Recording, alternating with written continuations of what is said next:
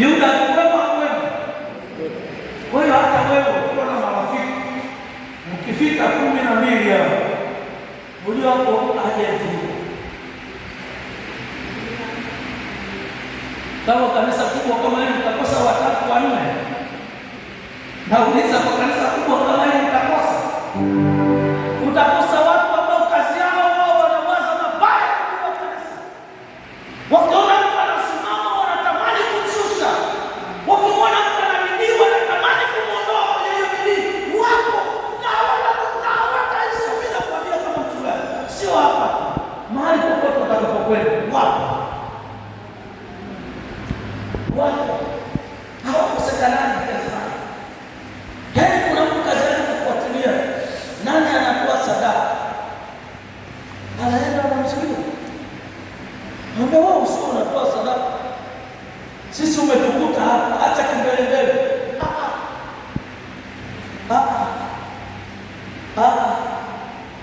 Tena wewe unataka kufanya unaingia kwenye kwako. Wewe umetukuta, acha kimbelembele. Jamani. Hakuna sana kwa wakati unaenda kwa mchungaji. Haende kwa nani sasa? Haje kwako. Kila wakati aende wapi? Aende wapi? Isimamie, mwangalie Mungu wako. Hatuendi mbinguni kwa mkumbo.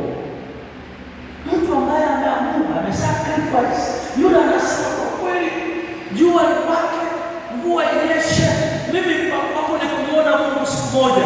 Huyo mtu ayumbishwe. Hakuna mtu anaongea naye hapa.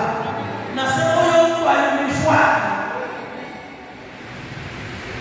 Tu mmoja kwenye Biblia akasema natamani ningekuwa baba kwenye nyumba ya Bwana. Ningekuwa baba kwenye nyumba ya Bwana. Anatamani asiondoke kwenye uwepo.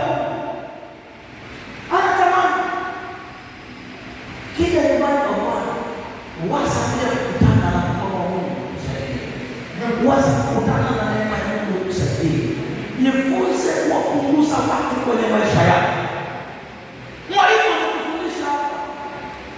Angalia Kaini anafundisha vitu vingi vya msingi sana. Punguza watu kwenye maisha yako.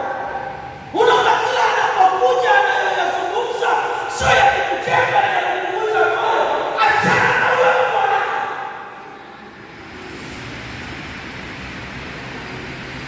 Ulimwona Israeli.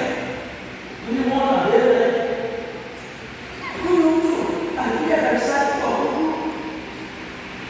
Wakaulizwa kwenye Biblia.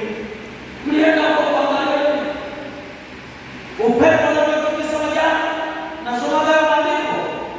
Mlienda kwa kufanya nini? Kama Mungu.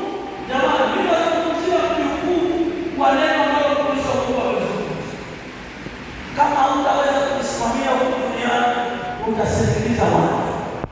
Alafu utafika kule utasema na mimi nilikuwemo. Nasema hapana. Yesu ni wa ajabu sana.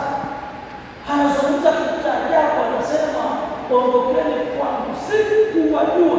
Yaani sio siwajui, maana azungumzie sasa. Anasema sikufanya nini? Sikuwajua.